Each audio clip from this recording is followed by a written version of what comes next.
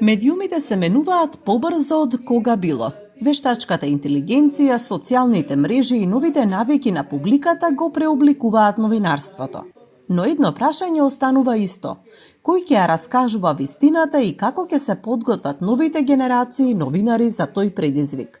Одговорите на тие прашања 10 години ги бара Меѓународната летна школа за медиуми во Солун, каде студенти, професори и медиумски професионалци од различни земји не само што учат, туку и создаваат мрежа што продолжува да живее долго по завршувањето на предавањата. Професорката Тена Перишин од Загреб е дел од оваа приказна речиси од самиот почеток.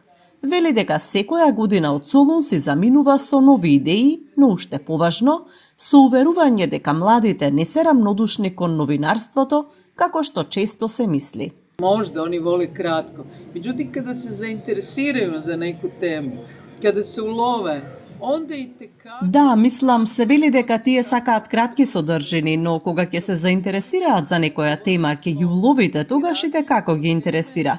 Затоа ќе зборувам подоцна. Ние оваа година работевме и зборувавме за теми кои што се од јавен интерес. Од пропаста на бродоградилиштата, до чување на околината и узурпација и корупција, преку климатски промени и култура на нула отпад. Некои неправилности, но и добри страни, така што кога студентите ќе навлезат во некоја тема и кога се работи со нив, тие тоа сакаат да го прават, сакаат длабоко да навлезат во приказната и кога ќе дојдат во редакцијата, тогаш ги тераат во 2 часа нешто на брзина да склопат. Копи-пейст ако се на портал, многу неинспиративно, многу некреативно. На телевизиите, на нашите, па и на националните, немаат прилика да покажат што знаат, туку ги користат како робови. Според Перишин, проблемот не е во младите, туку во медиумската индустрија, која често не им дозволува да го покажат својот потенцијал. Наместо истражување и креативност, многумина уште на почетокот се сведени на брзо производство на содржини. Но токму затоа, иднината ја гледа во медиуми што ќе создаваат оригинални и ексклузивни приказни, содржини што не можат да се најдат на секој портал. Televizija Student kao kanal televizijski mi imamo sve i na YouTube-u. Dakle, nastojimo imati sve sadržaje na YouTube kanalu.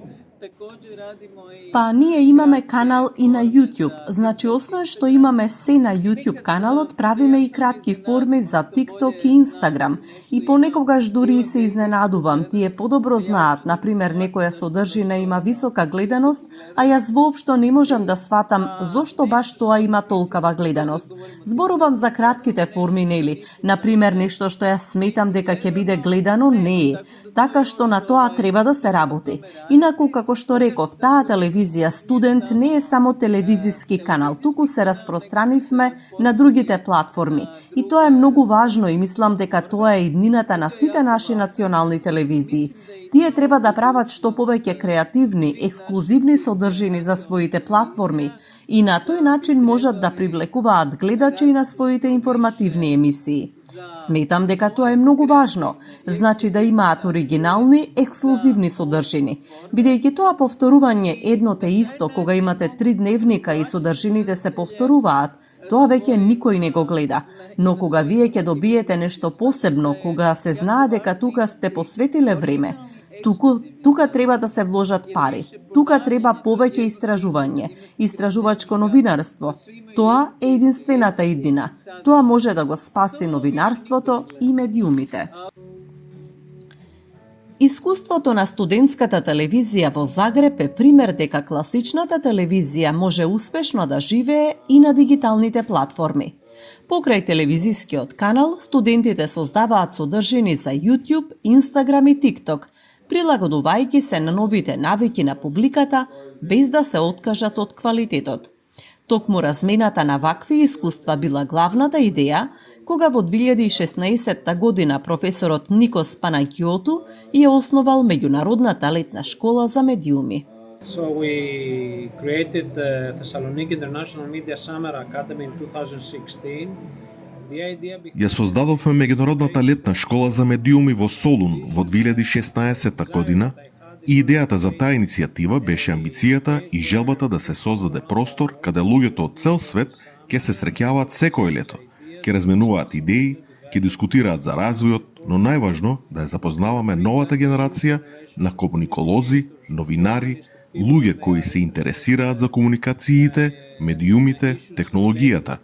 Значи тоа беше во почетокот, но и градење на мрежа од универзитети ја поддржаа нашата иницијатива. За една деценија, низ школата поминале стотици студенти, професори и експерти од повеќе континенти. Но за Панагиоту, најголемата вредност не се бројките.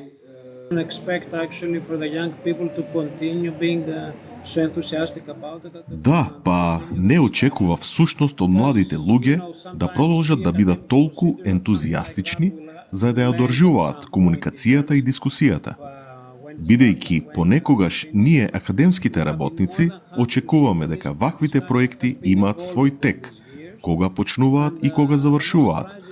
Но повеќе од срекни сме кога гледаме дека дискусиите продолжуваат во групите што сме ги формирале и да комуницираат и по завршувањето на академијата. Токму тие контакти, идеи и искуства подоцна стануваат дел од универзитетските програми, истражувања и новите професионални партнерства. Од европската перспектива приказната не води до американското искуство. Професорот Бил Силкок од Универзитетот во Аризона речиси 4 децении има искуство со медиуми и настава. За него технологијата ќе продолжи да се менува, но суштината на новинарството останува иста. Јас сум благословен да бидам во бизнисот на телевизиски вести и да предавам за телевизиски вести. Сега малку и пошироко. Мултимедијално и вести на социјални медиуми веќе 40 години. Што научив? Научив дека секогаш ќе се менуваат.